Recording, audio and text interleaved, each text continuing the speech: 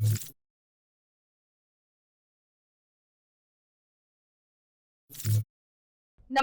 હું છું પ્રિયા અને તમે જોઈ રહ્યા છો જનતા કી જાણકારી ન્યૂઝ।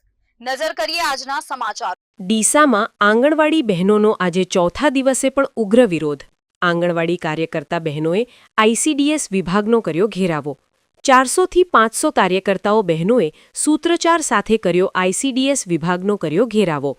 સતત 4 દિવસથી હડતાલ, પરંતુ કોઈ સાંભળતું ન હોવાના આક્ષેપ। અચોક્કસ મુદ્દતની હડતાળ જાહેરાત સાથે સરકાર સામે નારા લગાવ્યા। 10,000 પગારમાં 24 કલાક કામગીરીનો આક્ષેપ। પગાર વધારો અને કાયમી નોકરીની માંગ ઉગ્ર બની। ઈ-કેવાયસી, ઈવીટી, એફઆરએસ સહિત ઓનલાઈન કામનો ભારે બોજ। નેટવર્ક ન હોવા છતાં કામ માટે દબાણનો આરોપ। વધારાના કામથી બાળકોની પ્રવૃત્તિઓ પર અસર। પૂરક પોષણ ઉપરાંત વધતી જવાબદારીઓથી અસંતોષ। નવો મોબાઈલ અને સુવિધાઓની માંગ। માંગો નહીં સ્વીકારાય તો આંદોલન ઉગ્ર બનાવવાની ચીમકી। રિપોર્ટ ભરત ઠક્કર, ડીસા, બનાસકાંઠા।